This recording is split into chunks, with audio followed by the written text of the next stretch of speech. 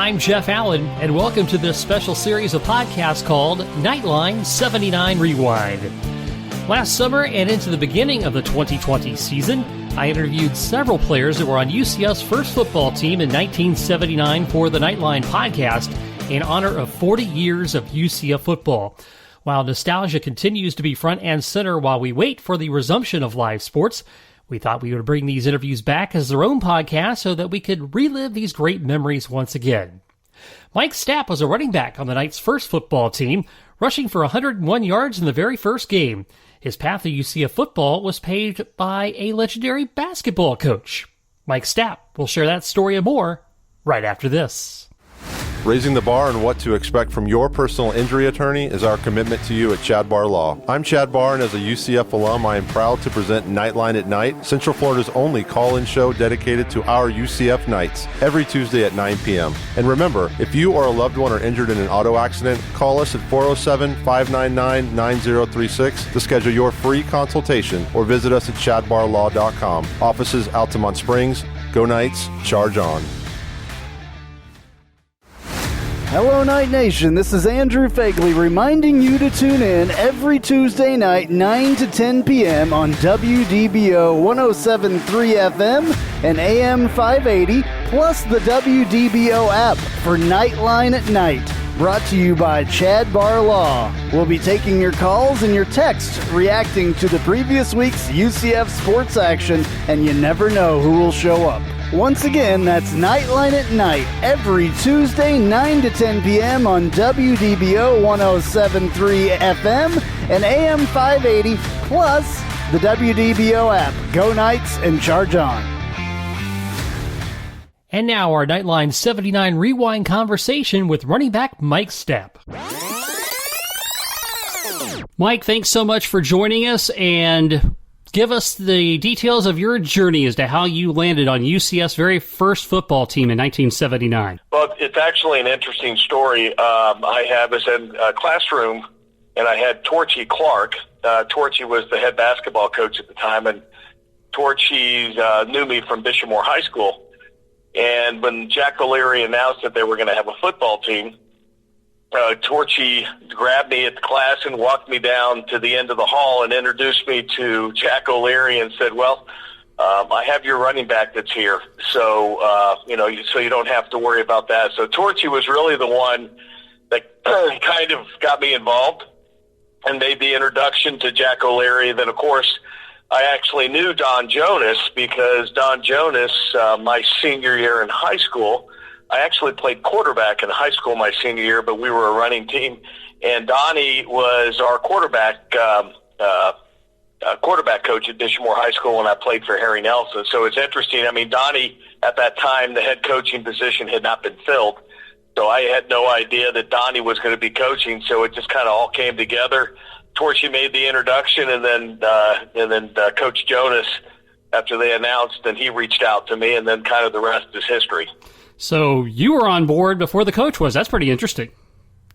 Yeah, it was an interesting thing. I mean, when they first announced it, like I said, Torchy was in Torchy's class, his coaching theory class, and then I guess maybe he knew about it because of Jack OLeary or something. It just kind of, at the end of class, walked me down in the education building over and made the introduction to Coach OLeary, and like I said, the rest is kind of history as to how things worked out. Yeah, and so Torchy was not only a great basketball coach, but he had an eye for football talent too. So that is great. So well, I don't know if you knew this about Torchy. Torchy actually won a state championship at Xavier High School in Wisconsin, yeah. And he actually was the head football coach for Rocky Blyer. Wow. Who played for the Pittsburgh Steelers. So people didn't realize that about Torchy, and people will tell you that he was probably a better football coach than he was a basketball coach, which is quite a statement based on the success he had in basketball. But no, he coached Rocky Blyer. He won state football and basketball championships at Xavier High School. That's pretty amazing. So as this team gets together for the first season, as you guys were getting out there, did you really kind of think you were about to make a landmark that would be what it was years down the road? Were you just anxious to get playing football? Well, I think, we had some discussions about that. I mean, after we started playing during the football season, we'd be waiting to play on a Saturday, and then you'd have the normal college football that would be on, and we'd be traveling in one of our away games, and we'd be saying, boy, it'd be something that sometime in the future in our lifetime, that UCF, is going to be competing against the Florida States and the Floridas and being in bowl games, and look at what actually ended up happening. So, I think that was a dream. We were I think all of us at that point were just glad to be part of it. We knew, it was interesting when we went out to the first practices. We knew we had some athletes because you could just tell. And my freshman year, I'd actually played at Georgia Tech and come back to UCF. I'd had a knee injury. Mm-hmm. And, you could just tell with some of the talent that was out there, that you had. I think we had over 100 guys try out. But, some of the names that you had heard, Tommy Sparks and Ed Gantner, so you knew you had some talent out there. But who knew our first year we'd be 6-2? That was kind of, we had no idea what we were up against, and it ended up working out fantastic for everybody. And you recorded the first 100-yard rushing game for the Knights. Do you remember that vividly? Oh, yeah, it was funny because I think the first 5 or 6 plays of the game, we either ran off tackle, counter trap, or things like that.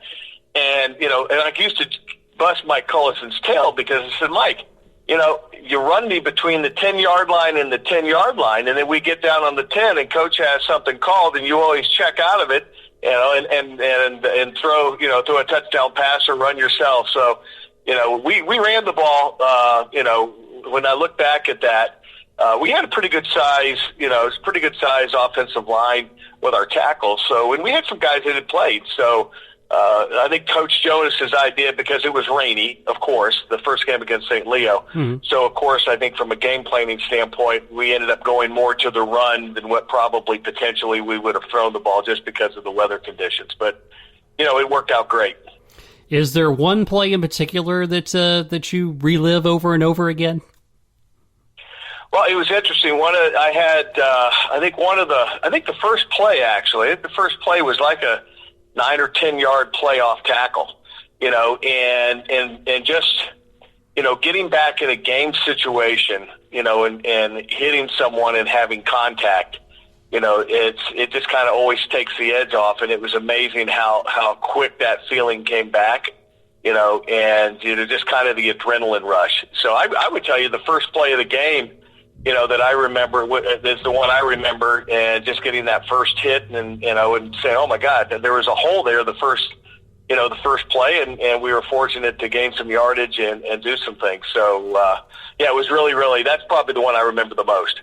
You have other ones, but that's the first one. Yeah, so UCF has had a tradition of having a great history of running backs. Who are the guys that you have admired over the seasons? Well, it's amazing because since we played, and I played the first 2 years, and I go back and I remember watching in the games because me and my family, we've been season ticket holders since I graduated in 1981, but I go back and I think of, even back to the Willie Englishes and the Mark Giacones, mm-hmm. And I mean, those are some of the ones that we had back in the 90s. And then, you go through the ones lately. I mean, you've had Latavius Murray. I mean, Coach OLeary, his mindset was to run the ball. You had Kevin Smith, of course, who's the all-time leading rusher. But even going back, in the previous years, I mean, you had Robert Ector. You're right. You had a lot of really good running backs that were, very, very successful. And what's nice is every spring when we have the alumni golf tournament, which is the Friday before the spring game. Yeah, it's really nice to see. We have a really good turnout. It's nice to see, those guys be involved and still with the university. Yeah, Marquette Smith being another one. I mean, we could run names off Marquette, forever. Yeah, because I remember Marquette. He went to Lake Howell High School. Yep. He was a parade All-American. Of course, went to Florida State. And then ended up coming down. So yeah, that's another one that was just, he had the records and just the history of how successful he had been, and he continued that at UCF. So, and I think he's still living in the community here. Yes. So, as a proud alumni, and you've seen the last 2 seasons of the 25-1 run over the last 2 years, UCF has become a national brand, getting attention all over the place. You know, that's got to be such a great feeling for not just an alumni, but a guy who was there when it first started. It's, I have my UCF National Championship T-shirt, that we bought after, of course, after the game at the Peach Bowl, and a lot of pride, and it's amazing. I was actually flying back from Atlanta last weekend, and I had just a UCF shirt on, and I had 2 or 3 people come up to me and just make comments to me about, how successful the program has become. And, and I got to credit Danny White from the marketing standpoint and really what he's done from, the hiring of coaches, football, yes, but all the way throughout the entire campus. We've got some of the best in class when you talk about basketball last year with Johnny Dawkins, but it's really a sense of pride. And now we're on the map. I was actually watching ESPN the other night, and I saw the interview where Scott Van Pelt was actually talking with Mackenzie Milton, and spent some time going through, kind of the injury and kind of wishing him luck. Well, I mean, years ago, you never would have had that. But you just look at the success we've had, and I think the mindset is what, Coach Frost and then Coach Heupel has brought on is just, one game at a time. And the kids, it's a great culture, and I think that is so key. And I think it's going to continue. I think we're going to have another tremendous year this year. And we're going to celebrate the 40th anniversary of the very first game that you were a part of. And how do you think the Knights are going to do this season?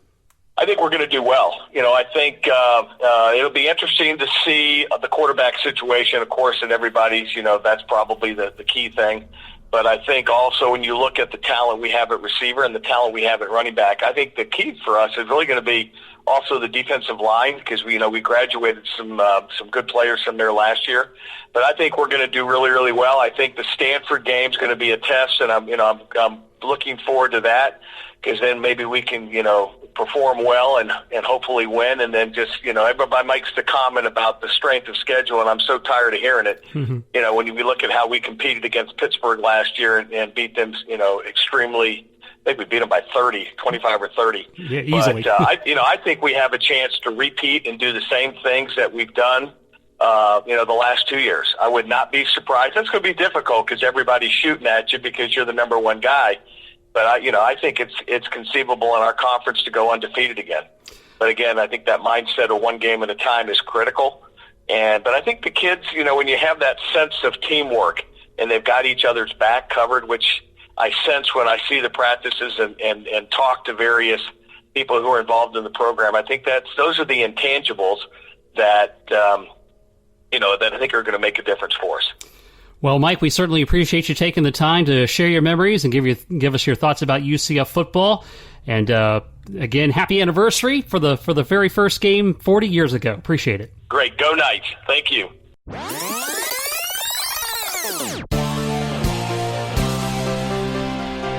Thanks for joining us for this Knightline 79 Rewind, only on the Knightline Sports Network. Be sure to follow us on Twitter at UCF_Knightline, and you can follow me as well at JeffAllen_88.